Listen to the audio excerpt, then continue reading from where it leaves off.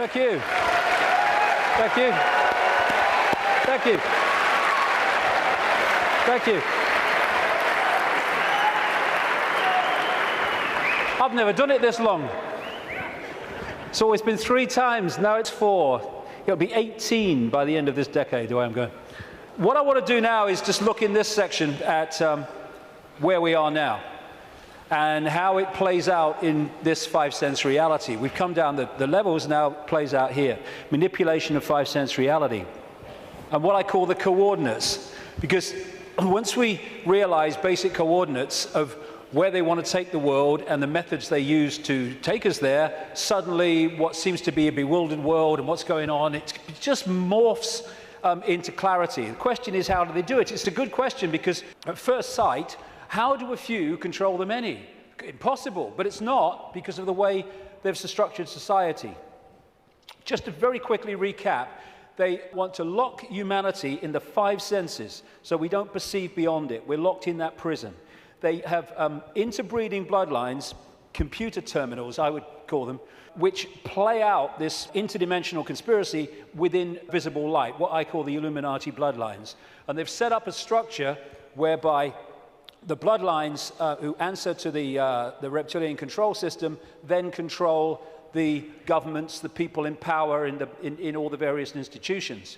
And crucial all the way through is to structure society. I mean, you can symbolize it as a spider's web, or like this as a pyramid. The idea is to hoard advanced knowledge, the kind of stuff we've been hearing about today and more, in the upper levels of this structure, this pyramid within pyramid structure, compartmentalized pyramid, where the few at the top are the only ones that know how it all fits together. And they keep the general population in ignorance of what they know, therefore they have the power, so they can manipulate the perception of the masses by keeping them in ignorance. This is why the education system is not about educating, it's about programming. And they place their people in so-called power. What we are told is at the top of the pyramid of power, presidents, prime ministers, and all these people, in the upper echelons of the pyramid, but nowhere near the top. The real people in power are behind them, in the shadows, and these are the conduits, the presidents, the prime ministers, and all the rest of it, for bringing that agenda into the public arena as changes in laws and legislations and the structure of society. So they compartmentalize all these different pyramids within pyramids, so that in the end, the banking system is encompassed by a pyramid. I mean, a bank's a pyramid in itself, all hierarchical pyramids, but then the banking system is encompassed by a pyramid, and at the top of that are the same families, most notably the Rothschilds. Same with the businesses. The transnational corporations are compartmentalized pyramids in and of themselves, but they go into a bigger pyramid which encompasses all the transnational corporations. So at that point, they are one corporation, just as at that point, all those banks are one bank. Same with politics, education, all these things. And people in this part of the pyramid here, they go to work, they're not trying to manipulate anybody, they're not trying to create a fascist Orwellian agenda and global state. They just want to go about their careers, earn money, go on holiday, provide for their families. But they don't know how their apparently innocent contribution individually connects with other apparently innocent contributions around the system. When you connect them together, you see it's anything but an innocent direction that it's taking the world. And that's how they keep what's going on in the hands of the few. This is Neil Haig's representation of that. This is the general population, and these are the kind of dark suit administrators of the system until you get up here to where the control system is. And most even here won't know that exists. Oh, I've just got this order from on high, I don't know where it's come from. Well, maybe we ought to bloody ask, instead of just doing it. And again, it can also be symbolized as the web, where these various strands, they're secret societies, semi-secret organizations, which go out and connect all these apparently unconnected countries, institutions, media organizations, banks, etc. And this Illuminati network, symbolized as the bearded man, spews out all these people who apparently appear to be random. To run for president needs cuckoo land amounts of money. Where do they come from? It comes from here. Where does that money come from? And therefore, you have two people put up for president who are there because of the money provided by this network. Therefore, they've chosen not only who it's going to be, but they've sorted out what the policies are going to be in return for that money. And this is what they do. We think we're choosing our leaders. We're not. It's a myth. And so this structure that I showed you earlier comes into this, where these leaders are put into power to carry out the agenda of the control system, which is why when parties change, whatever they've said in opposition goes out the window and they start acting like the party in government previously that they were criticizing. The common denominator is whoever gets in power basically introduces the control system, and whoever's out of power opposes the control system verbally, which means that you have the illusion of choice when whoever's in power unfolds the agenda. So there is no choice. It's a myth. And they control these institutions and play the people off against each other, divide and rule, both within countries and between countries, keeping everything in a constant state of confusion and conflict. And that's the key. Manipulating confusion and conflict is child's play. Manipulating harmony, manipulating respect between each other is a nightmare. So they have to keep the world in constant states of conflict. Now, when you bring it down to an individual country, as we come down this structure, this is what you find in every country. You had in America, it's a wonderful example, but it plays out all over the world. During the Bush years, Republican, that administration was controlled by a group of people known as neocons, neoconservatives, including all these people like Richard Pearl and all the rest of it. And over here, you have what I call, anyway, the democons. This is a network of people. I put Kissinger in the democons because he's an advisor to Obama at the moment, but he spends most of his time with the neocons, Kissinger. He just goes with whoever's winning. And the democons are a group of people that control the democratic administrations. But the democons and the neocons are controlled by the same force once you get to here. So people think, oh, I voted Republican this time. Oh, I'm going to put the Democrats in because I like that Obama got a nice smile. And what you're doing is voting for this, whatever. And that's what's happening in this country. Same thing. And so when people say Big Brother Bush or Big Brother Obama, no, it's not. These are just puppets. Dance. I said dance. When I say jump, I mean Olympic high jump record. This is the thing. You take one mask off, you put another mask on. And because it's a different mask, we think it's a different administration. We think controlled by different forces. No, no. And what you have is the movie playing out in the public arena, people who appear to be in opposition to each other when they're controlled by the same puppeteer. And once you look beyond the movie, that's when you start to see what's really happening in the world. So the cards are moved around in line with an agenda for the constant, incessant centralization of power. And it's done with people who, I keep coming back to, have a DNA with empathy deleted, which means anything goes in pursuit of this agenda. And the people are misdirected, diverted by the way society is manipulated and controlled, increasingly so with more and more laws affecting the fine detail of our lives, so that we spend so much time surviving and rushing around, we don't lift our head up and see what's going on. So puppet people are essential to the few controlling the world. And when we cease to be so, and it's happening more and more, then this will be over. Humans have been put into this round and round and round circular lifestyle where 1 week leads into another week and another week, just a repeating cycle of action and work and sleep and eat and work and sleep and eat for so many people. And this is the structure that they're moving towards. Why? Because when you're the few and you want to control the many, you have to centralize decision-making. The more diversity of decision-making there is, the less control any central point is going to have over it. So what you need to do is constantly centralize power, so control over more and more and more people goes into fewer and fewer hands. We started with a tribal situation a long time ago. The people in the tribe decided what was going to happen. We then brought, as part of this centralization, it's gone over at this whole period I'm talking about, the tribes came together into what we call nations. And now, a few people at the center of the nation are dictating to all the former tribes that make up that nation.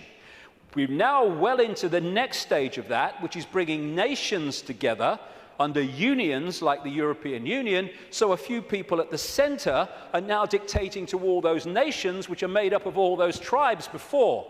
And the next stage of that, which they're already preparing for, is to take us into a world government that would dictate to these unions that are building up, like the European Union, the American Union that they want via the North American Union. The Pacific Union evolved out of organizations like APEC, Asia-Pacific Economic Cooperation, and the African Union, already in place, evolved out of the Organization of African Unity and other bodies. And what they done in many of these unions is start them off as free trade zones, just for jobs, that's all it is, no worries. And then they've turned them into fully fledged dictatorships, which is what happened in the European Union. And the reason is that you've got to centralize power if you want to get more and more control in the hands of the few over more and more people. So coordinates.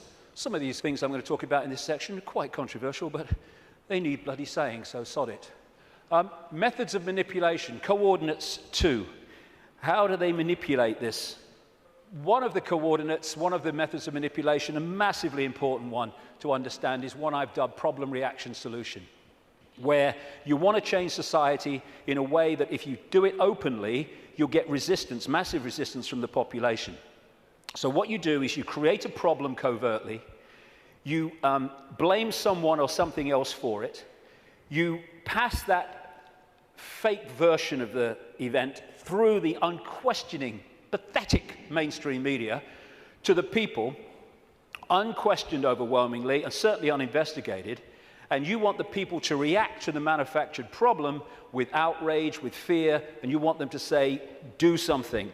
What are they going to do about it? At which point you then offer solutions openly with changes in legislation and society and its structure to advance your agenda. And because of the problem, reaction, solution, you do not get the resistance here that you would have got without the manufactured problem. 9/11 is a bloody classic. Another way of describing this is ordo ab chaos, the Latin motto of the 33rd degree of Scottish Rite of Freemasonry, order out of chaos, problem, reaction, solution. Create the chaos, then offer the order, your change out of that chaos. So like I say, 9/11 was a wonderful, classic, most blatant example of it.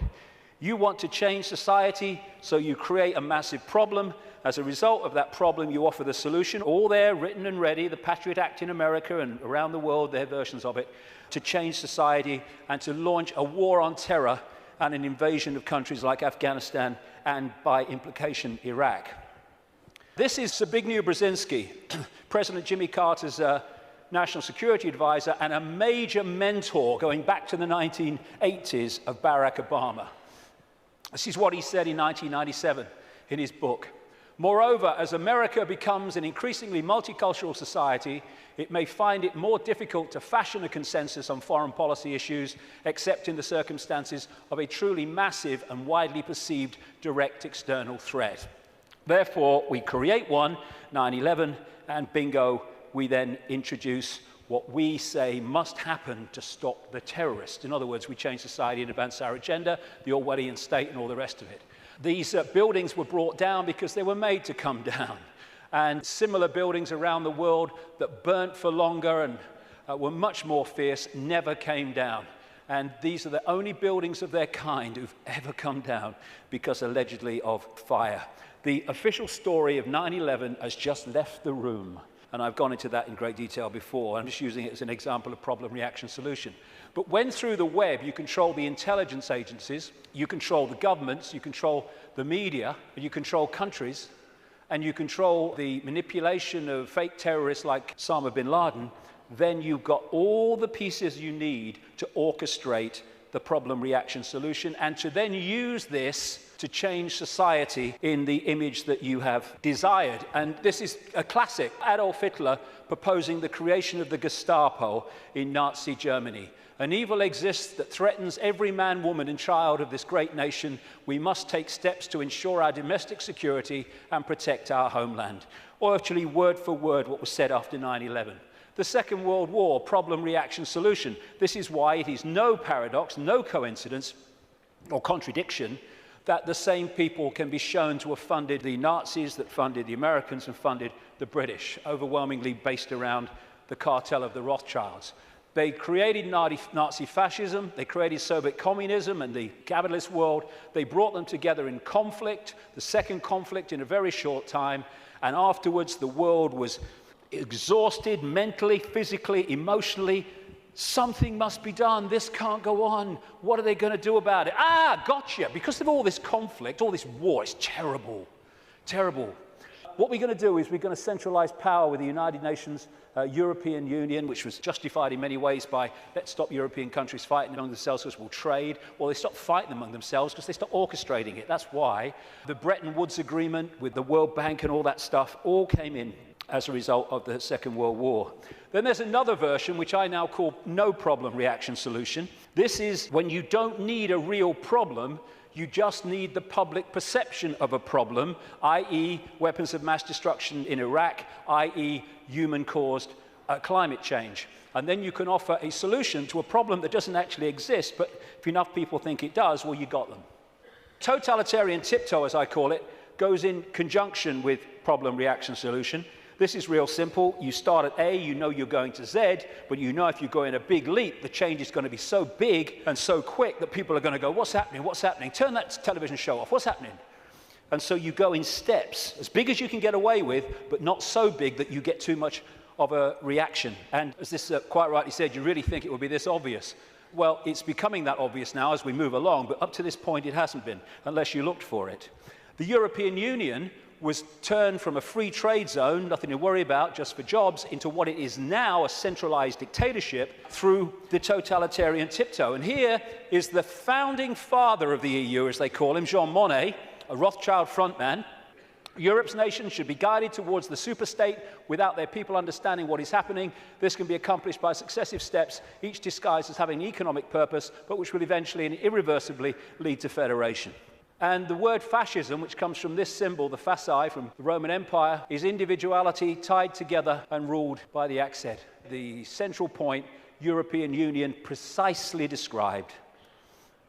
Globalization, which is the constant centralization of power, which is more and more power in the hands of fewer and fewer over more and more people.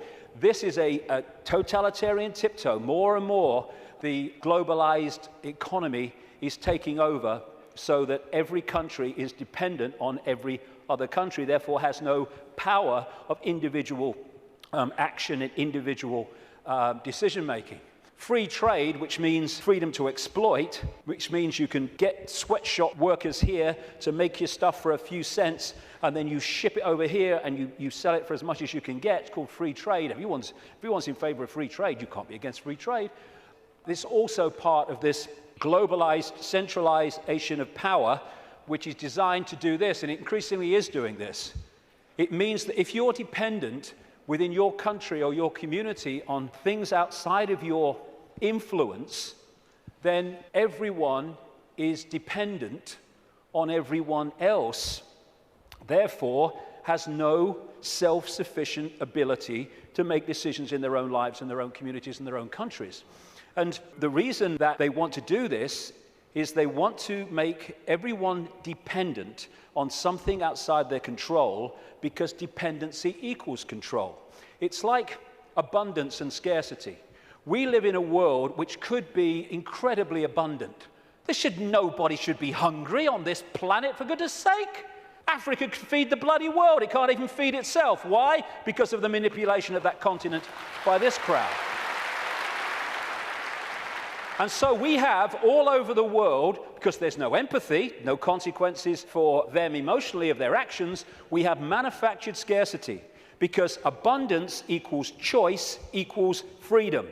Scarcity equals dependency equals control. And that's why we have manufactured dependency. We have people hungry in a world of plenty. Coordinate 3, the cement. There are certain organizations, networks, rings, that act as the cement that holds the web together and holds people within the web together. Close to the spider people are the Rothschilds. And when I talk about the Rothschilds, one thing, I'm not talking about all people called Rothschild. The vast majority of people called Rothschild won't have a clue what other Rothschilds in that dynasty are doing. And secondly, I don't even mean only people called Rothschild. I mean the Rothschild bloodline, which has infiltrated many other enormous numbers of other families and groups, which then come to power under other names other than Rothschild. Because if the president's Rothschild, the bloody guy here is Rothschild, the bloody newsreader's Rothschild, what's going on? Instead of that, you have people under different names. So I'm talking about the Rothschild bloodline and the scions of that family, the people that run that family. Not everyone called Rothschild. There's a lot of people in that family called Rothschild who don't have a clue what's going on. But they, through these various cements, control all these different and various apparently unconnected organizations. Now, one of the cements, of course, is the secret society network. That's pretty obvious when you look at it. And these are some of the major ones, but there are even more exclusive ones as well that operate in tiny, tiny cabals. But it's not just the secret society networks. They connect into the satanic networks, where they literally carry out human sacrifice and such horrors, which these bloodlines have been doing all the way through. Now, no one has a problem with the fact that then primitive ancients used to sacrifice people and torture people and all that stuff, but that was at one time kind of acceptable because it was the way they did things. As it's become unacceptable, it's still gone on, same bloodlines involved, but it goes on secretly, obviously. And this is the pedophile rings, the sexual child abuse rings, which connect into that and connect into that. That's not saying everyone in the secret society is a pedophile. It's not saying every Satanist is a pedophile. It's not saying every pedophile is a Satanist from every secret society. But there are rings, connections between these organizations and groups that hold them together. It's a bit like the Olympic rings. They connect into each other. And you find, this is why, as I researched this over these last 20 years, when I have researched through people in power like politicians and bankers and even some media people and stuff like that, you know, after this time of researching this and the recurring themes, that when you get far enough into it, you're going to come across a secret society, but you're almost certainly going to come across either or both Satanism and child abuse, sexual abuse, pedophilia. And there's a reason why the ratio of such people is massive in the upper echelons of this control structure than it is in the general population. There's a blueprint which you find in every community and every country. It's a blueprint of how this works and how the Satanists and the pedophiles and the secret society people end up in positions of power and influence to direct this conspiracy. So the pedophilia and the secret societies and the Satanists operating in these interconnecting rings then infiltrate their people right across the web, which holds the whole thing together. Now, Satanism is staggeringly common compared with the public perception of it.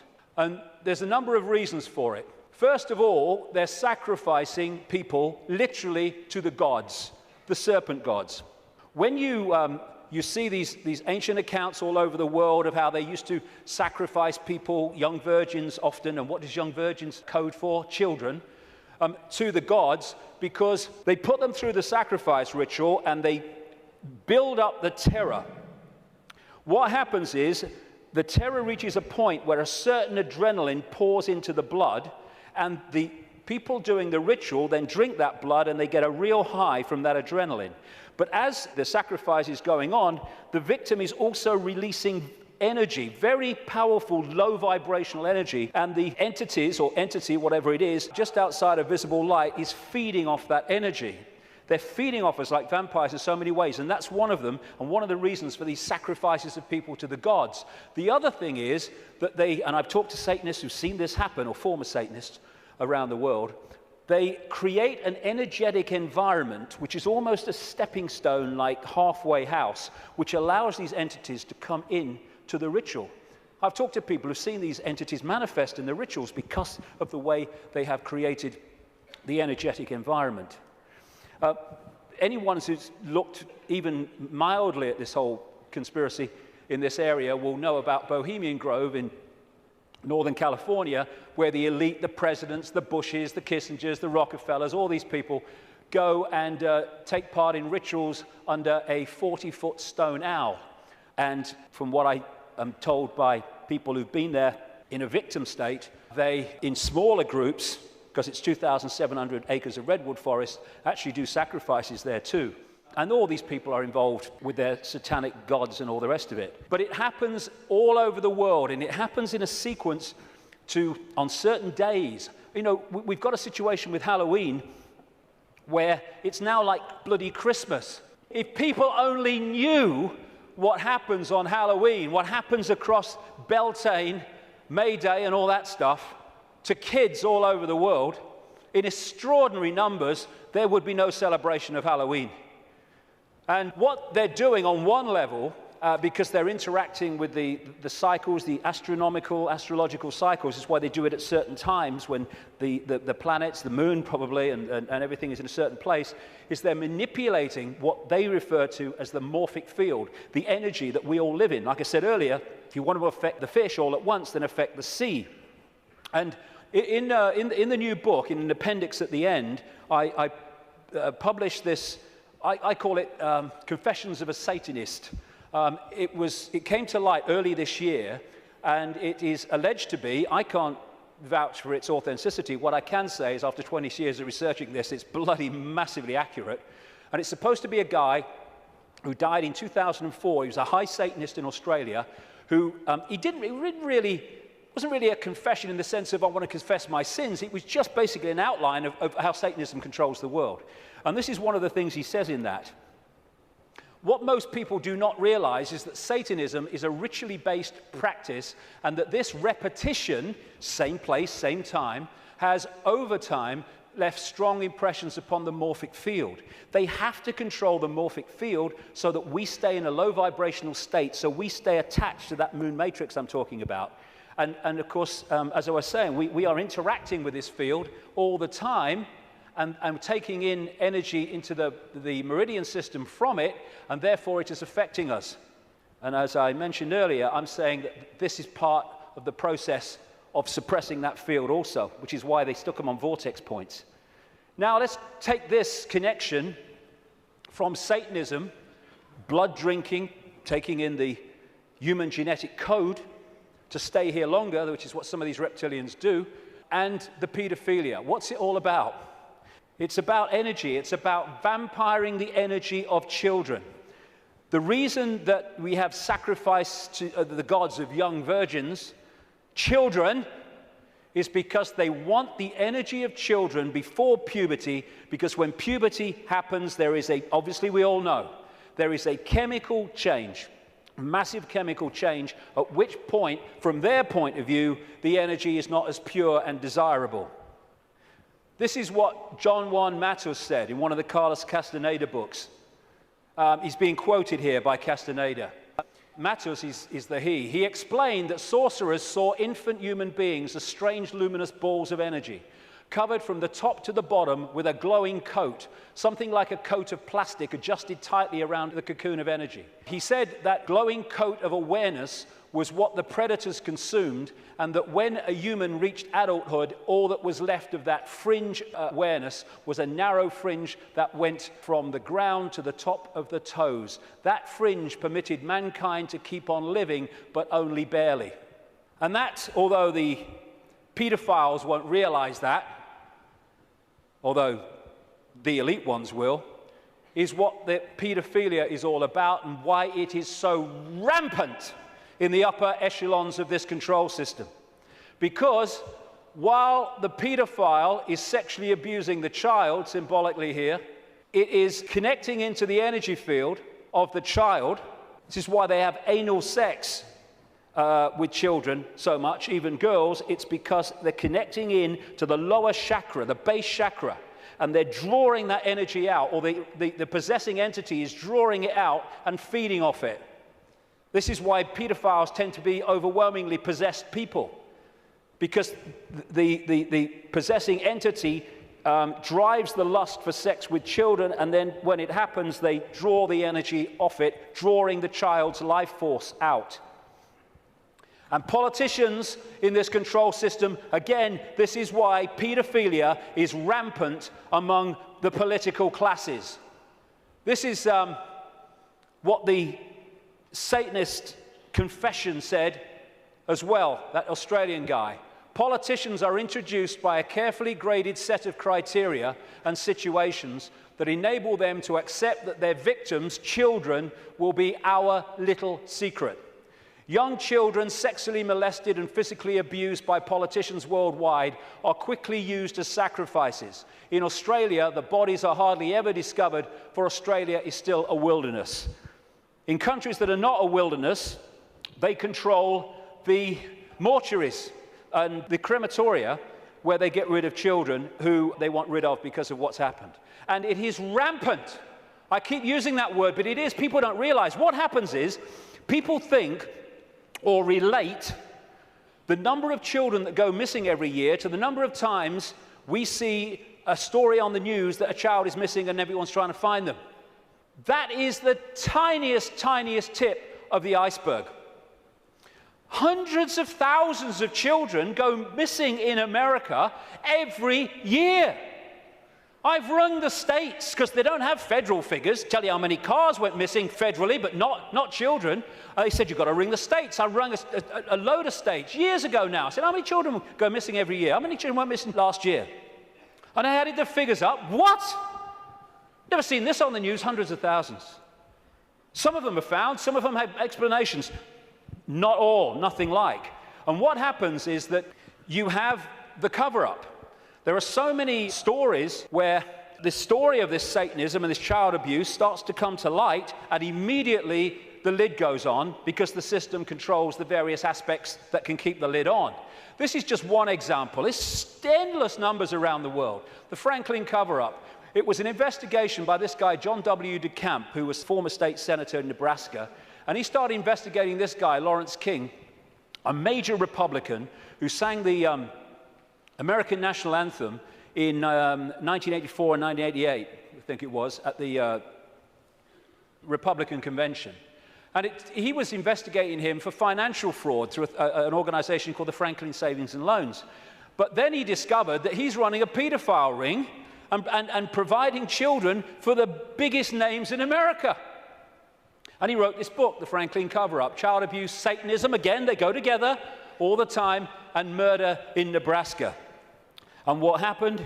Some of it got into this Washington Times, a mainstream newspaper, the connection to the Reagan-Bush administration, but most of it was totally covered up. I've been writing in my books now since 1998 that Father George Bush is a notorious pedophile, child torturer, child killer, and serial killer of adults as well. Said it on American radio. Still waiting for a response. And this is one example. A lady who became a friend of mine, Kathy O'Brien, who was in the American government mind control project since she was a kid. And met her many times. She still corresponds with me now and again. And I've met a daughter that she was talking about. Lovely, lovely girl. Totally shattered by these people. And that's one example of millions and millions that are going on around the world. And this is what she said in a book, Transformation of America. Kelly's bleeding rectum was but one of many physical indicators of George Bush's pedophile perversions. I have overheard him speak blatantly of his sexual abuse of her on many occasions. He used this and threats to her life to pull my strings and control me. The psychological ramifications of being raped by a pedophile president are mind-shattering enough, but reportedly Bush further reinforced the traumas to Kelly's mind with sophisticated NASA electronic and drug mind control devices.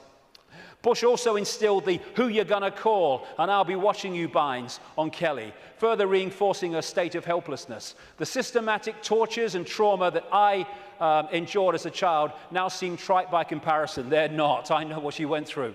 To the brutal physical and psychological devastation that George Bush inflicted on my daughter. And that's just one of these people involving one of the victims of this. It's incredible, the scale of it, and it's going on in this country. And what happens? The wall goes up. This is what DeCamp found. Suddenly ranks are pulled in, and the media won't touch it, the social services won't touch it, the police won't touch it, politicians won't touch it. It's the blueprint, it's how it works. And the Discovery Channel program, produced by Yorkshire Television, was about to go to air, exposing that Franklin cover-up and the paedophile connections. Bingo, it was censored and pulled just before it was going to air. Never to see the light of day, although you can get it on the internet, because one copy survived. I was naming this guy, like I said earlier, Ted Heath, as a paedophile and child murderer from 1998. This guy's record of killing children is extraordinary. Prime Minister of this country. This fella, Thomas Hamilton, the man who went into Dunblane Primary School and killed 16 children and a teacher, he was a procurer of children for the Scottish political elite, which locks into the Westminster political elite, and the satanic rings that lock into both. That's why they took the records of this case and ordered them to be locked away for 100 years. And then, if you've been following my website recently, and many other websites too,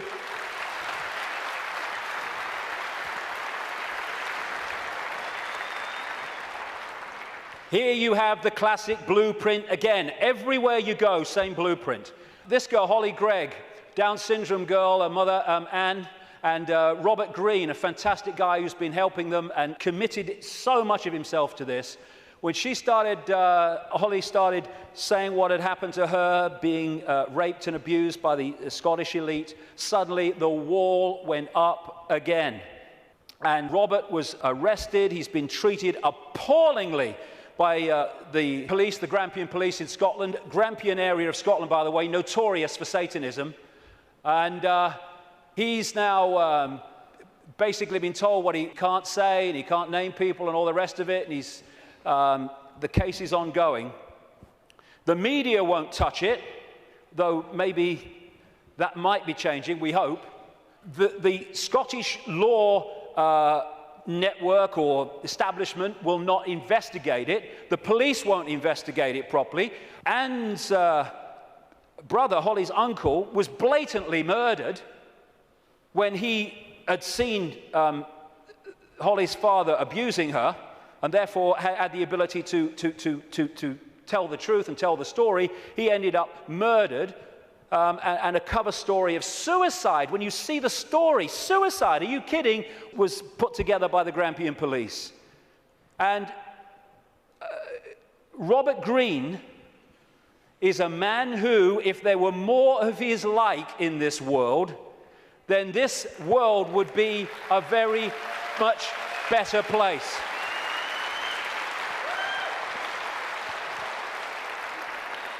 And Robert's actually here today, so thank you, Robert, very much for all you're doing.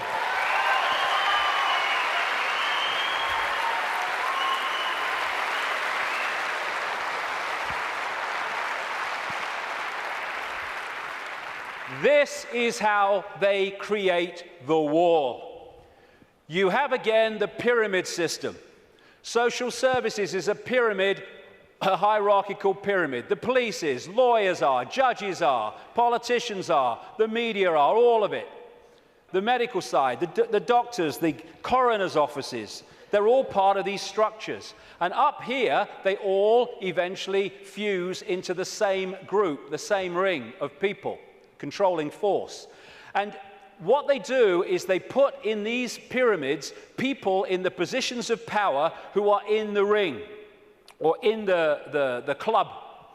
You do not have to control everybody in social services to stop investigations or to enforce investigations to take children away for no good reason.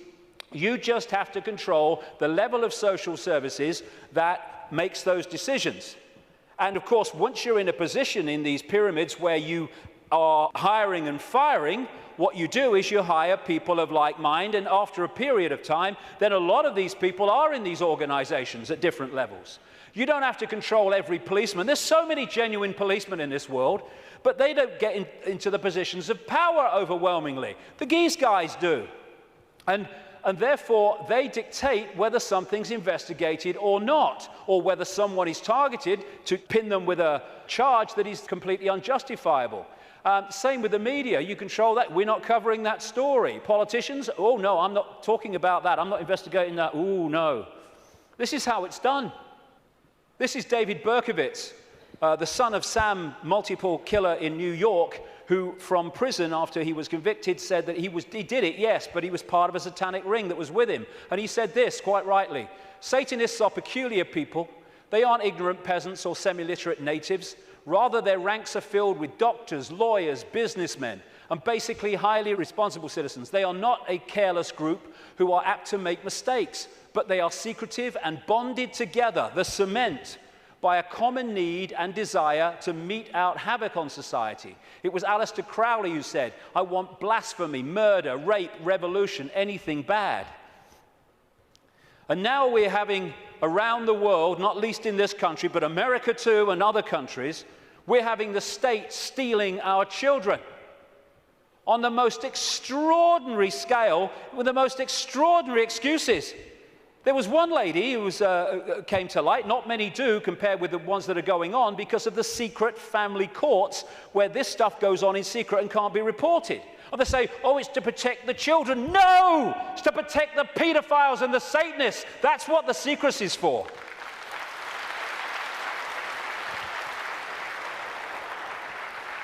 And this lady, her and her husband had spent £38,000 on fertility treatment so they could have children. She had twins, I think it was twins, and she made a joke when social services came round, when the baby came out of hospital, and she said, oh, birth has ruined my figure. They took her children away. And then when she furiously resisted, they said, the mother has anger problems, which are a danger to the child. It's unbelievable the number of children that have been taken away from their parents for no reason. This guy, Tim Yeo, a Conservative MP, just before the last election, said in Parliament, using parliamentary privilege, he accused his local council of kidnapping a 9-week-old baby from parents. But it's the tip of an iceberg, and a gathering iceberg. All over the world, like I say in the book, I've looked at America as well, it's happening there. And what did Aldous Huxley, the Fabian prophet in Brave New World, talk about? The fact that children were going to be taken away from parents. Parents were going to become no longer, not even relevant. They're no longer even part of society. And the state was going to take control and bring up all children. And that is where they're moving towards. And this guy, Ed Balls, my God, whoever named him was psychic. He was children's minister up to the last recent election, overseeing, taking more and more power away from parents, giving it to schools and authorities. And this guy is a former chairman of the executive of the Fabian Society and still a leading light in it. Coordinates to the cement. Now, this might be controversial. I don't give a damn, really, because, you know, we've reached the point here where we've got to start saying what is and not running away from it. What I'm about to say now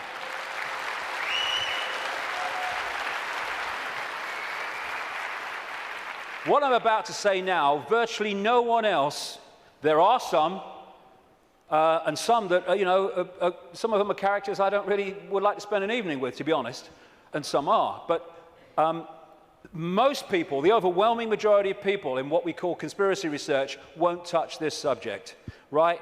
Well, I'm going to bloody touch it because I'm sick of it. And I'm sick of people being frightened and intimidated into not touching it. Thank you.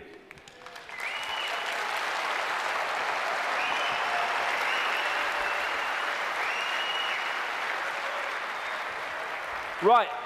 First of all, we as a human race have got to get our freaking heads around what this is, because it ain't what we're told it is. It's not about what's right and beneficial for Jewish people. Jewish people are its victims, not its beneficiaries. Jewish people have been hung out to dry again and again by this crowd that claim to have their best interests at heart, like hell they do. That's why I call this Rothschild Zionism. It was created by them, it is controlled by them to this minute, and it was created as a secret society within the web to massively contribute to the manipulation and control of our global society and individual countries, etc., etc. It's Rothschild Zionism. Anti-Zionism is not anti-Semitism, not that anti-Semitism means what we think it does, because Zionism is not about Jewish people. Even in its play-out way or world, it is a political system, a political philosophy. At its core, it is a secret society putting its agents in places of power. One of the very few things that Joe Biden, Vice President of the United States, has ever said, which is true, is you don't have to be Jewish to be a Zionist. Because of the propaganda, we equate Zionism with Jewish people. It's not how it is.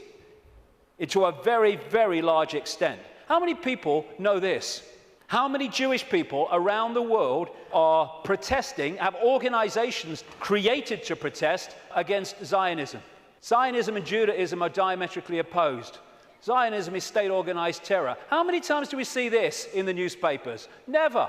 End of Zionism equals peace. Israel, stop killing Palestinians. I am Jewish and I want that. Why don't we hear about this? We condemn any Zionist aggression against Iran. I thought every Jewish person in the world wanted to bomb Iran. That's what the media seem to give us an indication about. Another Jew against Zionism.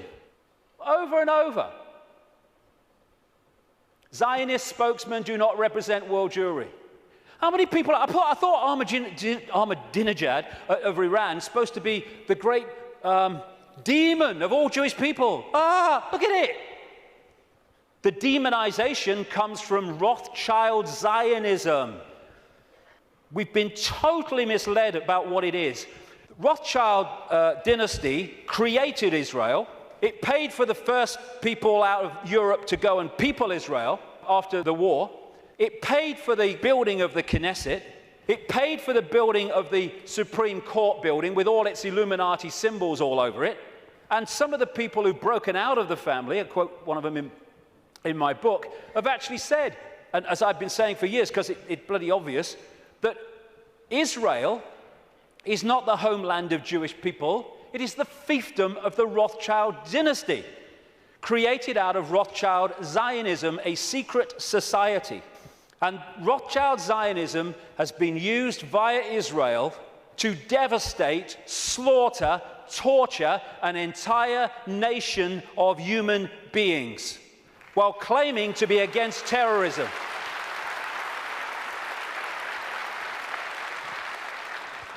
This is the dictionary definition of genocide: the systematic and widespread extermination or attempted extermination of an entire national, racial, religious, or ethnic group.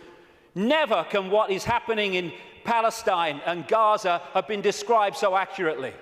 More and more people killed through war, killed through bombing attacks, killed through shootings, killed through lack of food and adequate medical care. Gaza, the most crowded piece of land on earth, is little more, ironically, than a concentration camp. And the world looks on. This is the face of Palestine. Well, tell me what you see. Combat boots. Yeah, another terrorist 5-year-old. And all the time, Palestinian homes are being demolished in occupied land and given over to these extremist settlers who believe they have a right to it because it says so in some bloody Bible. And then we've got this security fence, which has taken great tracts of Palestinian land, all against international law and all the rest of it. And here is a children's playground being sacrificed as the wall continues, security fence continues its endless way. This green is Palestinian land in 1946. Then we see what has happened since. This is 2000. We're in 2010 now. It's much smaller than that. What was I saying? The systematic and widespread extermination or attempted extermination of an entire national, racial, religious, or ethnic group. And I say to these Rothschild Zionists, don't you bloody dare talk about racism of others when you are behind this.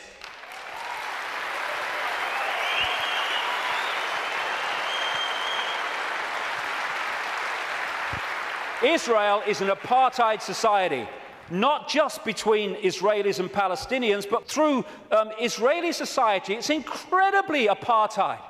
The way they treat the black Jews from Ethiopia is absolutely grotesque, as is spokesman doing that, then talking about other people's racism. We've got to go for that. I mean, and people, Jewish people, have seen it. They can see what it is. There's some fantastic Jewish people in Israel who are resisting this. Young people who go to jail because they won't serve in the army because of what the army's doing to the Palestinians. Magnificent people who never get talked about in the mainstream media, hardly. And no matter what is said about Israel, this is Israel's response. Why? Because Israel is the fiefdom of the Rothschild dynasty, which also controls the American administration, the British administration, and so Rothschild's one arm is not going to criticize Rothschild's other arm. In the Matrix movie, there's something called the Zion mainframe. Well, Zionism, Rothschild Zionism, is in so many ways a mainframe of this network. And it pervades all the way through. And it's not about, oh, these Jewish people here and these Jewish people there. It's Rothschild Zionists who are there, and they answer to the Rothschild dynasty. Therefore, they play out the agenda of the web in a coordinated way. Now, before I start this, a lot of names coming up. I'm going to go just through a bit of the American administration and a few other things, just to give you a feel for it, for people that haven't seen the extent of this. Before I start, one fact. Jewish people in America are less than 2% of the population. A significant number of them will not be Rothschild Zionists, and therefore the ratio of Rothschild Zionists is even smaller, significantly smaller than the 2%. Okay. Obama's immediate handler is a guy called Rahm Emanuel. He has served in the Israeli army. He's the White House Chief of Staff. He does whatever he says. His father, Emanuel's father, was a terrorist in the Irgun terrorist group that bombed Israel into existence in 1948. And this is the relationship between Rahm Emanuel, he's the kind of Peter Mandelson of America, and Obama. Hey, you want a Nobel Peace Prize? I can sort it, son. I can sort it, son. No problem. All pictures like that, by the way, are by a guy called David Dees, who's a political artist, brilliant, American, works out of Sweden. Uses images so powerfully to tell 1,000 words as they go. This guy is the second handler in the White House. His name's David Axelrod, Rothschild Zionist, and he was the man who orchestrated the entire election campaigns of Obama against Hillary Clinton and then against John McCain. The main funder and orchestrator of the funding in terms of individuals of Obama was a guy called George Soros, Rothschild Zionist, who manipulates countries and uses his networks and funding to create coups in countries where they want to change the regime change. And he bets on currencies like he bet on the pound years ago and makes a fortune out of the demise of the economy of other countries because he has no empathy. Henry Kissinger, massive Rothschild Zionist, has served that dynasty's agenda for 40 years, if not 50 years. And he's now an advisor to Obama, even though he's officially a Republican. The American economy, the American economic team, is led by Timothy Geithner, Treasury Secretary, Rothschild Zionist, and Larry Summers, Rothschild Zionist. The entire Obama budget is run by the budget director, Peter Orszag, Rothschild Zionist. This man was advising the Russian treasury when the Russian governments were giving state assets away to Rothschild Zionist oligarchs, including Roman Abramovich, the owner of Chelsea Football Club, by the way. It's very easy to become a billionaire when a state says, have these assets worth $1 billion, billions of pounds. Thank you very much. It's a piece of cake. You could buy a football club if you want. And this man's company was also advising the Icelandic central bank in the run-up to the Icelandic crash. The Federal Reserve in America, which controls the American economy in so many ways, it's a privately owned, not government-owned central bank, and it's privately owned by the Rothschilds and the affiliates of the Rothschilds, is Bernard Bernanke, Rothschild Zionist. He replaced Alan Greenspan, Rothschild Zionist, who was head of the Federal Reserve from Reagan Bush right up into the Boy Bush administration, and he systematically took away the checks and balances which allowed the mayhem of 2008 to unfold. We keep hearing about Goldman Sachs and all the mayhem that it's created, both in the crash of 2008 and the crash of the economy in Greece, fundamentally involved Goldman Sachs. Goldman Sachs is a fiefdom of the Rothschilds, headed by Lord Blankfein, Rothschild Zionist. The World Bank, headed by a Rothschild Zionist. The IMF, International Monetary Fund, headed by a Rothschild Zionist. European Central Bank, headed by a Rothschild Zionist. A stream of so-called czars, as they call them in America, controlling different policies and areas, policy areas of the Obama administration, Rothschild Zionists, including Cass Sunstein, who has actually written a paper saying people who have conspiracy theories should either be banned from expressing them or taxed for expressing them. Taxed! Climate change policy in the Obama administration is controlled by Carol Browner, Rothschild Zionist, and Todd Steen, Rothschild Zionist. Major area of policy. The American administration is utterly awash with Rothschild Zionists, and that is not by accident. It's because they're agents of the dynasty or agents of the control system. It's not about race. Mossad is not the intelligence agency of Israel. It's the intelligence agency of the Rothschilds, and that's why it turns up all over the world in false flag set up terrorist events and assassinations and all that stuff, because it's not carrying out the policy of Israel, it's carrying out the policy of the Rothschilds that control Israel. Now let's look at 9/11.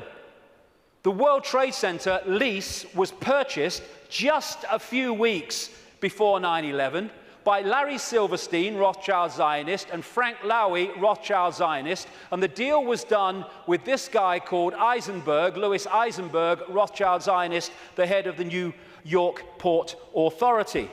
The head of the CIA, who investigated what happened on 9/11, George Tenet, Rothschild Zionist. The Patriot Act, which was brought out, the Orwellian Take Your Freedoms Away Patriot Act in America, was co-authored, justified by 9/11, though it was written before because they knew it was coming, by Michael Chertoff, whose mother was a Mossad agent and who became the second head later of Homeland Security, an organization Orwellian that was justified by 9/11.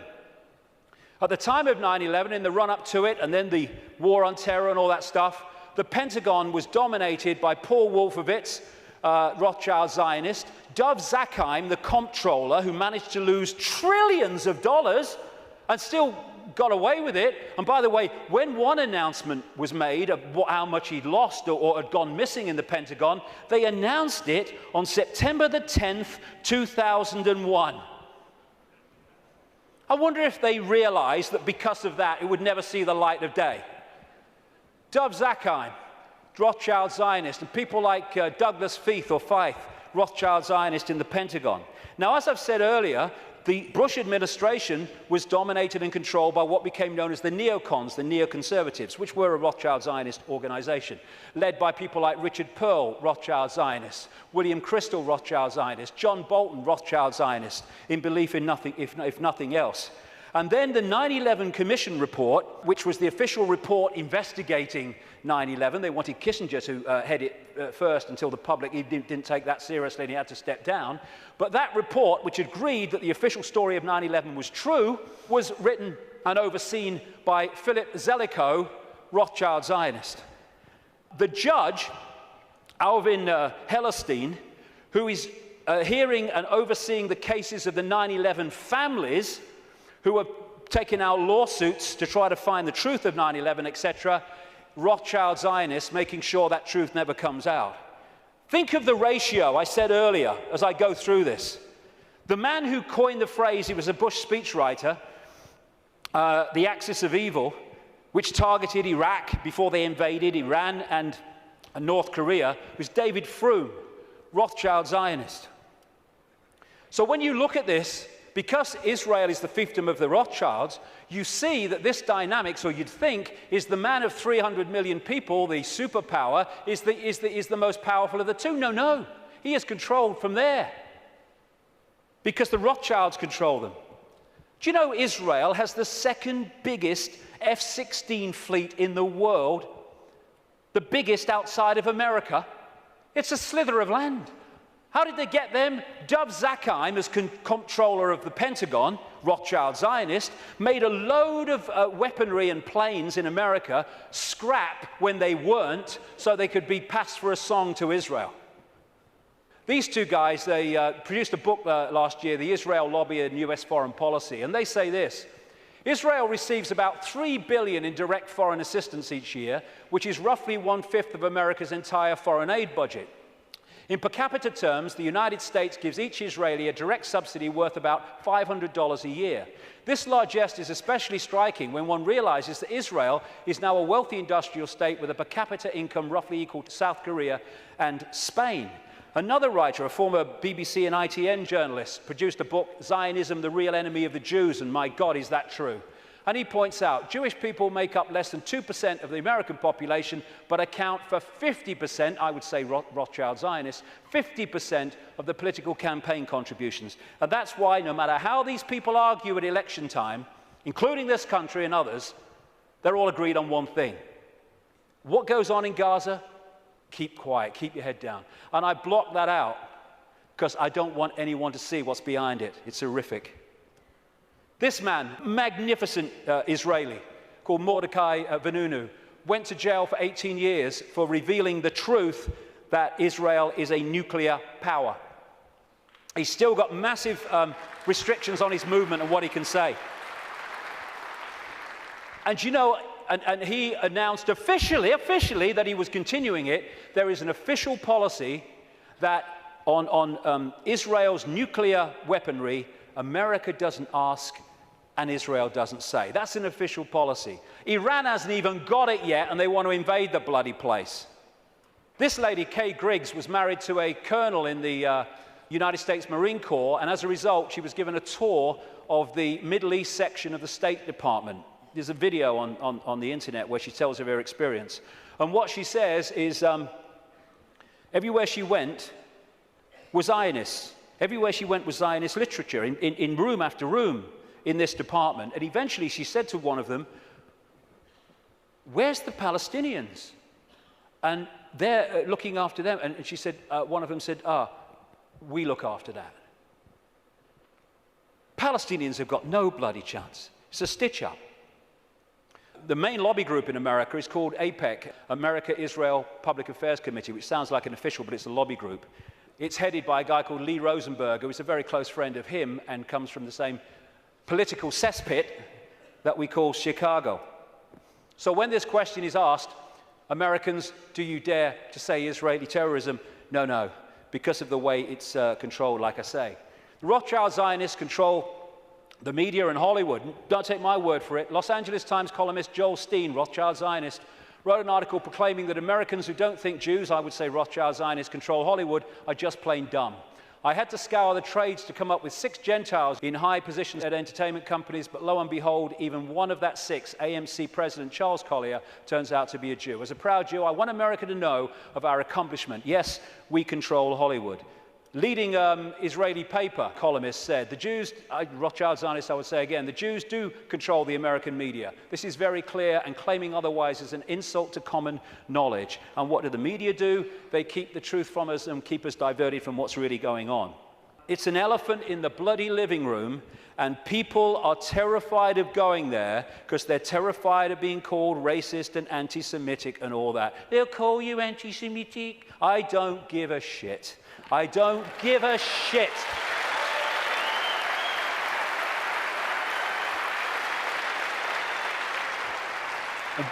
Very quickly, it's the same in this country. There was a very, very good documentary, and it was a kind of stand back in amazement that it actually got out, by a guy called Peter Oborne, a journalist, in the Dispatches series on Channel 4 that looked at the Rothschild Zionist control of British politics through organizations known as the Friends of Israel. Each party has one, but of course they all connect, so it's actually one network. And again, just like in America, never any criticism. The British government, under Tony Blair and much of it under Gordon Brown to the end, was controlled by Peter Mandelson, Rothschild Zionist. Note the hands. Rothschild Zionist. He even flaunts it, this guy, goes on holiday with them in all the papers with this leading light of the family, Jacob Rothschild. So many Rothschild Zionists end up in government here, like the possible leader of the Labour Party, David Miliband, Foreign Secretary before the election, Ed Miliband, head of climate change and environment, and this guy, Jack Straw, who's been in so many of the major offices since Blair came to power in 1997. The new Prime Minister of Britain, David Cameron, Rothschild Zionist. This guy, Tony Blair, was completely controlled by them, as Bush was, which is why they moved as one unit to do what the Rothschilds wanted, which was to invade Iraq and Afghanistan. And to shut people up, the Rothschilds have created organizations like the Anti-Defamation League. They haven't sent me a bloody Christmas card for years, these people. I don't want to upset them or what. But I'm speaking in New York in October. That could be funny. Anyway, they set these organizations up to target those people who are saying the sort of things that I'm saying.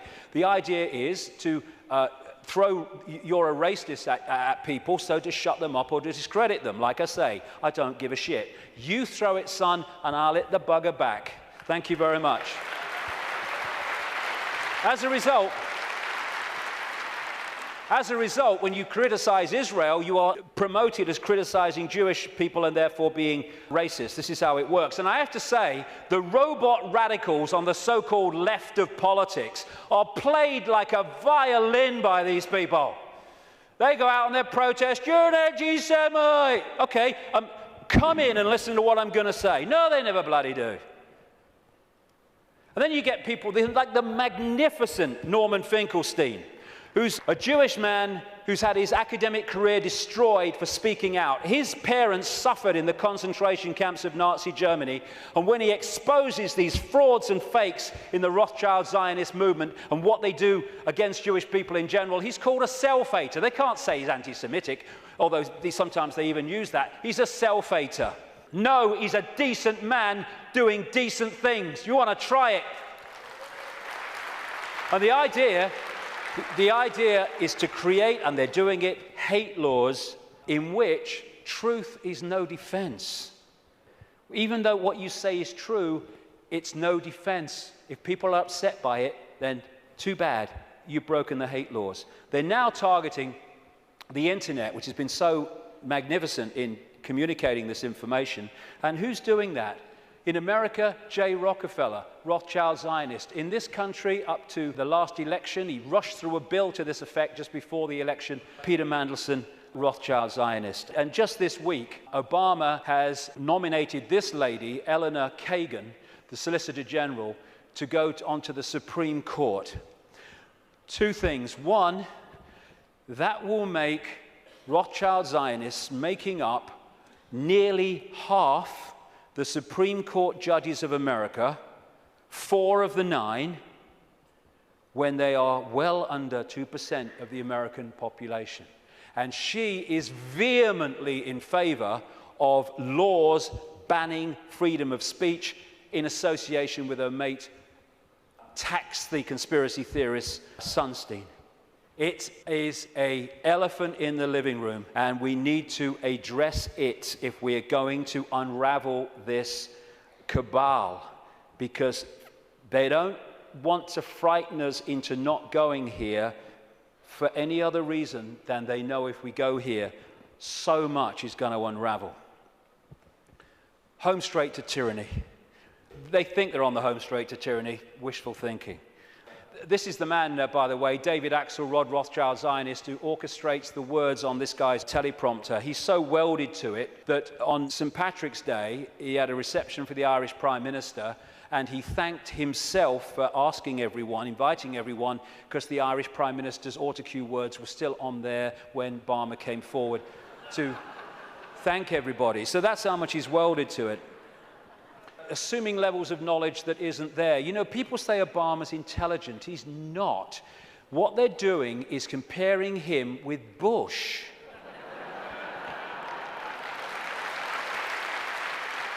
And slow horses look fast when they're running past trees. We have the secret agenda unfolding, and this is the movie. Bush is in the movie, now Obama's in the movie, but it's the same movie. And he's just there to change and Pied Piper the people, although his honeymoon period was encouragingly short. He's another Tony Blair. Will you lie first, Tony, or shall I? Oh, after you, Barack. Tony Blair. If there's ever a half-truth in a Blair speech, it's a typing error. The big change man, biggest contributors came from Wall Street, Goldman Sachs. His background is full of sleazy businessmen like Tony Rezko, who went to prison for fraud, who was a major funder of his political career. Why? Because he's one of the gang. Controlled by Soros, controlled by Brzezinski. Brzezinski's interesting. Brzezinski has been, like I say, his mentor since the 1980s. And this is what Brzezinski said in a book in 1970. The technotronic era, that which we're in now, involves the gradual appearance of a more controlled society. Such a society would be dominated by an elite unrestrained by traditional values. Soon it will be possible to assert almost continuous surveillance on every citizen to maintain up-to-date complete files containing even the most personal information about the citizen. These files will be subject to instantaneous retrieval by the authorities. This is the man who massively is behind Mr. Change, and he was also the co-founder, co-creator of an organization called the Trilateral Commission, which locks into this network, which I've been writing about for years, a network around a secret society in Britain called the Round Table, including the Bilderberg Group, the Club of Rome, their environmental manipulation arm, and the Trilateral Commission as well. And interestingly, this is very relevant to current events. In his books and his statements, Brzezinski, who's very much, like I say, running the foreign policy of Obama with people like Kissinger, he talks about an area of the world called Eurasia, which is basically from Europe across to China. Now, this is the most significant part of Eurasia on this map. What Brzezinski says, control Eurasia, you control the world, not least because of the massive oil and gas reserves around the Caspian Sea. So we're in a process of the cabal wanting to take over Eurasia, and particularly this area. Now look, the number of countries that have been invaded, had regime change, or are now currently being targeted. First of all, the Ukraine. They use things to get the people going, like a color revolution or a flower revolution. So this was the Orange Revolution. It was funded and orchestrated by the networks of George Soros, and it put their man in there. They had the Rose Revolution in Georgia, where they put their guy in there. They tried to get a green revolution after the last election in Iran, but it didn't stick. They have Iraq, they've taken that over. If they take Syria, then they're all the way through to Israel. They're in Afghanistan. They're now undermining Pakistan and bombing Pakistan more and more. In Kyrgyzstan, we had the Tulip Revolution. We just had another one recently, putting their people into power. We've had the terrorism starting to unfold in India, and they are targeting these areas because they not only want to take it over, they want to trigger a war involving China and Russia, the Third World War that their documents have talked about for a long time. And they're ticking them off. And if you take that map of Eurasia and keep it in your pocket, you'll tick them off as the news stories unfold. Oh, a revolution here. Oh, a coup here. And what they're doing, this is not America doing this. This is not America doing this. This is the cabal doing this through America. The idea is to destroy America, to use America to destroy America. Why? Because when you want a world government dictatorship, you cannot have any superpowers that have the military and financial might to say no to what you're saying must happen. Because the world government intends to have a world army, a world central bank, and a world currency, eventually. And they'll manipulate the financial situation to bring that about, or try to. So what they need to do to take the superpower America out is they need to destroy it militarily, and they need to destroy it financially. And that's what they're doing. They're using it on their foreign excursions, and they're undermining its economy to destroy America. And it is going down the pan so fast. And this guy is being used as the front man. Nice smile. Oh, he's a nice man. That's what's really happening. Behind the smile. Just hand it on. It wasn't change. There we go. Here's the ball. Make sure you keep the drugs running in Afghanistan, you know. Drop some my way. And what we saw was a presidential problem reaction solution.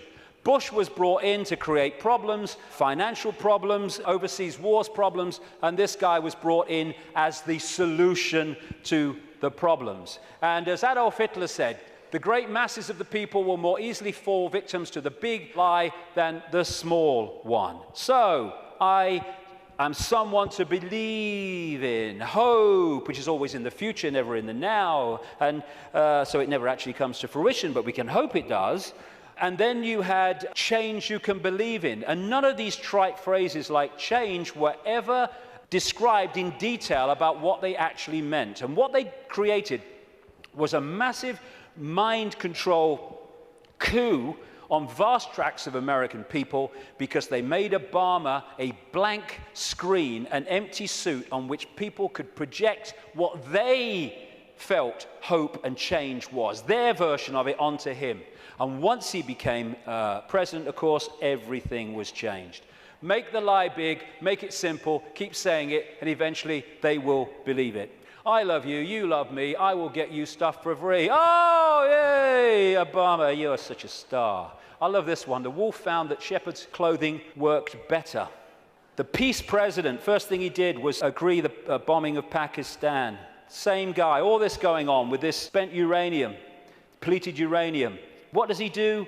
Continues the bombing, increases the troops. Fraud, another puppet. Golden rule, big time. Ignore the words and watch the actions, because they're never the same. And just to show you nothing's changed, there we go. Good old Bono. Nothing's changed, we're fine. So,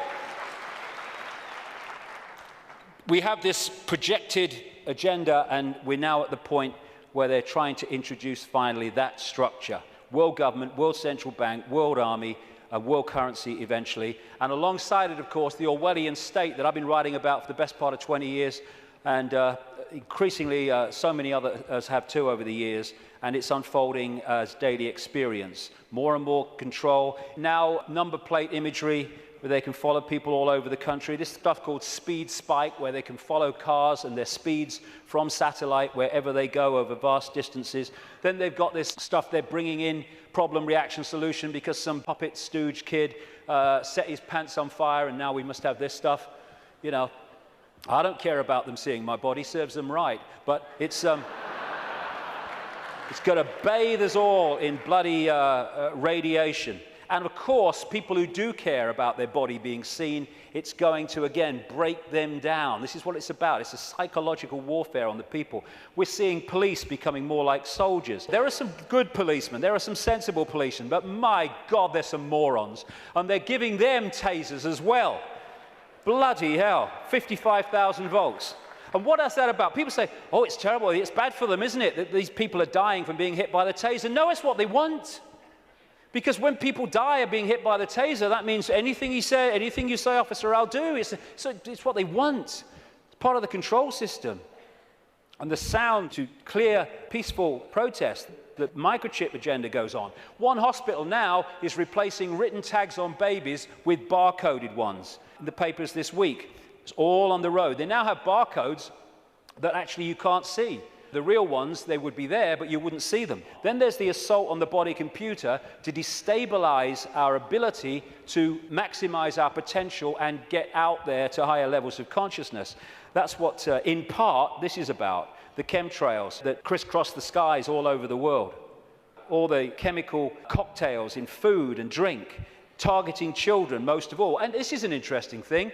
It's talk about problem, reaction, solution. The symptoms of the E numbers in sweets and food and everything, in terms of childhood behavior problems, mirror the alleged symptoms of attention deficit disorder. Mirror them. Why? Because they're causing them. And so what they do is have this shite,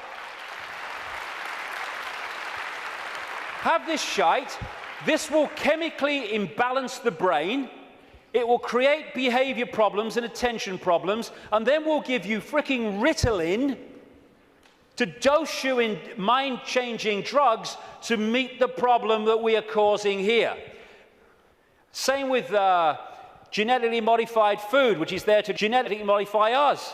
This is why they're more and more targeting organic farmers around the world and people growing their own food to overcome the chemical shite. This is why they're targeting small farmers so the great conglomerations can move in, like Monsanto and others. This is why they have this Codex Alimentarius, which was created by Nazis like Fritz Tamir, who came up with the work makes free sign across the entrance to Auschwitz. Him and some of his fellow Nazis who went to jail after Nuremberg, he was released well ahead of the end of his sentence because his mate intervened, called Nelson Rockefeller, 4 times mayor of New York, and they created these Nazis. Codex Alimentarius in the 60s means code, food book or food code, and now they're trying to impose global regulations which in effect will stop us getting the doses of food supplements and vitamins that make any difference, and also hand control over to the pharmaceutical cartel for it. Same with the attempt to get us vaccinated with all this shite through the Rothschild-created and controlled World Health Organization. And because of the web, this center point can control the Monsantos, the food producers, the food standards agencies, which are supposed to oversee those people, the drug companies, the Food and Drug Administration in America is supposed to oversee them. They can orchestrate all of the stuff that I've just described and listed because of this web. And the overall thing is a war on the human immune system. They're trying to undermine the human immune system in every way, shape, or form because they want a massive cull of the world population because they cannot cope with the numbers. And like I say, I was reading, well, when I was researching the book, I saw incredible figures. But my goodness, in the last week, I've seen extraordinary figures in terms of the increase in drugs, mind-altering drugs given to children. It is fantastic. And it's being done systematically to dumb down young people and stop them expressing their true potential for consciousness, which they are. And all that is in here, how that was going to happen, written as a novel by this guy, Fabian Aldous Huxley. They're putting us in a vibrational prison in all these ways. The financial crash was orchestrated on purpose by deregulating, and it's possible to do that because the Rothschilds and their associated families and groups control the world financial system. They're moving trillions of dollars around, so they decide if the stock market goes up or it goes down. If they target the dollar, it will go down. If they target sterling, it will go down or whatever, because they have that ability, and Goldman Sachs is one of their main vehicles for all this stuff. And they can control the world financial system because, once again, same, they control the banks, they control the Federal Reserve System in America, they control the Bank of England, and they control governments, and they control the reporting of it. And this is the plan. Stage 1, crash the global economy, September 2008. Stage 2, governments throw fantastic amounts of money, credit, money that doesn't exist, but we pay interest on it, at the perpetrators until their financial barrels are empty. Stage 3, and they'll bring this when they feel it's going to have maximum impact, they're going to crash the economy again on an unprecedented scale when governments have no means to respond. That's the idea. Why? Well, the last section will kind of pull all this together because there's something going on which they want to stop. But that's the idea. The more fear, the more disruption, the more stress, the more worry that they can create, the more it impacts upon us in ways that suit the control system, as I've described through the day. And then there's this major element of their plan in the next few years is introduce massive taxation and control and imposition as a result of something that doesn't exist, thanks to this guy. If this guy's involved, it's a scam. End of story. End of story. There you go. Thanks for the Oscar, but I'm totally full of crap. This man's going around demonizing carbon dioxide, which without it the world would not be as it is, and demonizing the greenhouse effect, without which we wouldn't bloody be here. There you go. That's what he's doing. And he's orchestrating all these people. And oh, it's so kind that David de Rothschild has produced this book to help us, Global Warming Survival Handbook. Survival. Now, let's get some sanity into this. This is a graph of greenhouse gases that make up the greenhouse effect. That one you would think from the propaganda would be carbon dioxide. It is water vapor and clouds. I think we ought to ban water vapor and clouds. It's the only way to save the frickin' world, right? Every time we see a cloud, they ought to add VAT. I think it's the only bloody way.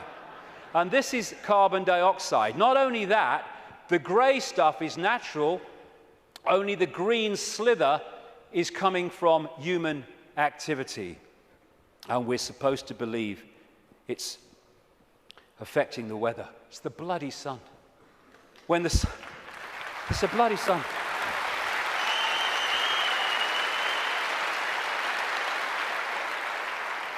When the sun is in an active phase, it gets warmer. When it's in a non-active phase, it gets cooler, which is why over the last 10, 11 years, when the sun's been in a non-active phase, it's got cooler year on year. And one of these groups in this network with Brzezinski's Trilateral Commission is the Club of Rome. It was created in the 60s to orchestrate the use of the environment to push the agenda. Aurelio Pecci, the founder of the Club of Rome, quoted it in their own publication in 1991. In searching for a new enemy to unite us, we came up with the idea that pollution, the threat of global warming, water shortages, famine and the like would fit the bill. And they've played it out ever since through the Church of Climatology, which is just a cult. And here's the high priest. And we have this guy, Nick Clegg, who actually calls people that challenge the global warming climate change official story as climate change deniers. Because the Church of Climatology says that if you don't accept its nonsense, you are a blasphemer! And they equate you with Holocaust deniers. That's what that line is supposed to do. And we're still pushing along. We've had Climate Gate, we've had Glacier Gate, we've had Amazon Gate, we've had Polar Bear Gate, Rising Sea Levels Gate, where all these things that were supposed to be happening have found to be not happening and have been lied about and manufactured. And we've even had Cowgate. Yes, ladies and gentlemen, I bring you glad tidings and great news. These clowns have now admitted that bovine flatulence is not a threat to human existence as we know it. I can't tell you how happy I am. BBC, through gritted teeth, has had to admit on its website, but not on its television station, that temperatures have been falling. And yet, no matter, the Green Team goes in, Gore's team is taken on by Obama. They go around programming children about fear of the future, the Green Police to impose checks on your houses without your permission, and just to show it's a scam, there we go. How's that? Good stuff. Again, I keep coming back to this, the suppression vibrationally of this energy field and the human energy field.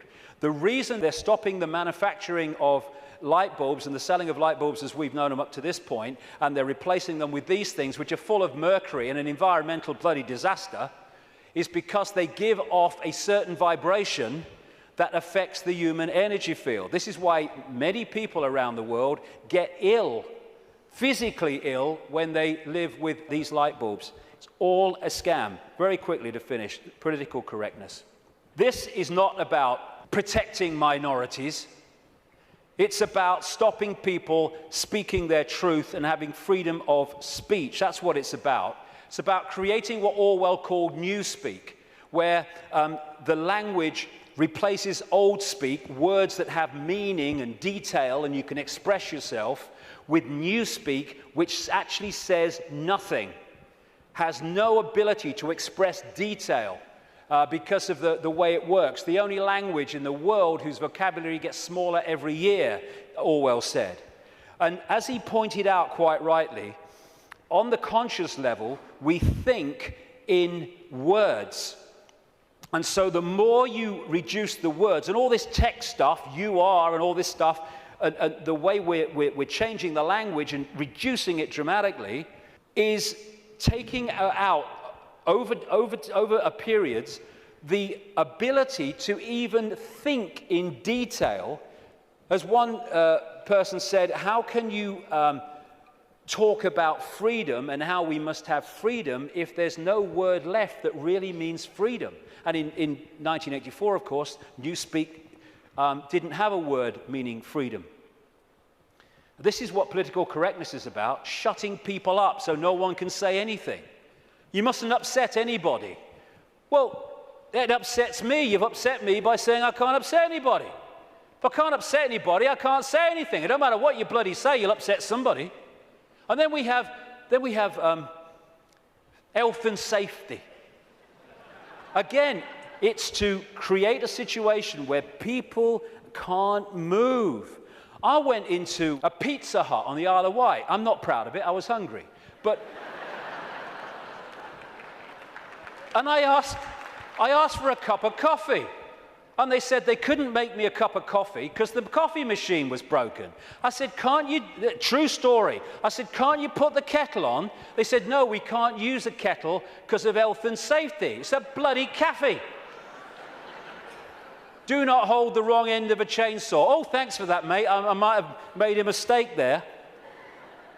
And what all this is brilliantly portrayed here by Neil Haig.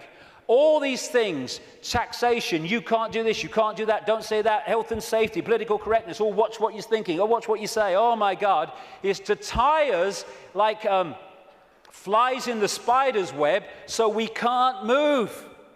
We've got people worrying now about, is me wheelie bin out on the wrong day? Is it a few inches too near the curb? And you know something, and this is important. These people are taking the piss, and I'll tell you why. They are throwing this crap at us, and if they don't meet significant resistance, they go, okay, we'll throw even more crap.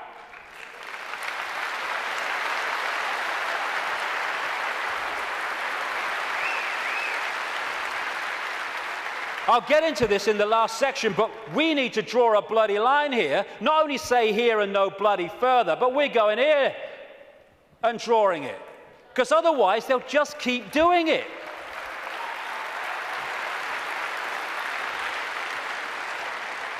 And this is the key to all of this that I'm talking about. It is a mind game. It has to be. It has to be, because from mind comes everything. This massive stop, go here, don't do this, you can't do that, all this stuff. More and more fine detail of our lives being dictated. It's to turn us into the version of this.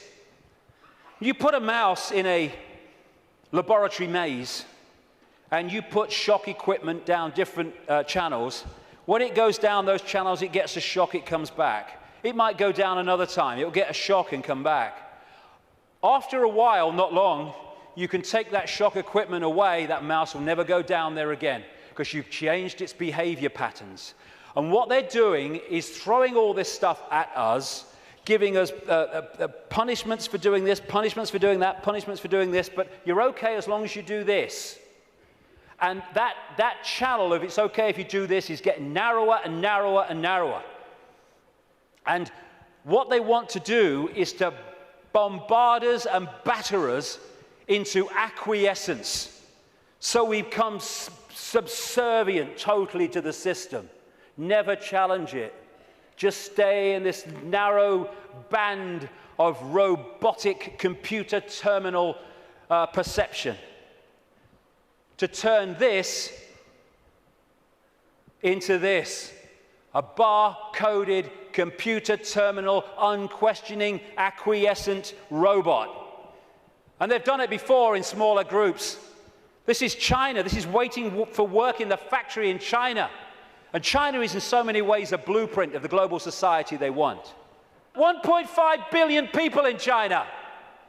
They're controlled by a relative handful because the 1.5 billion are acquiescent, and therefore they cannot use their numbers to overturn the dictatorship of the few because they're programmed not to. The rabbit hole goes very deep, even deeper than I've got to now. The journey continues. But it's to control perception and get us to believe we have no power. We bloody do.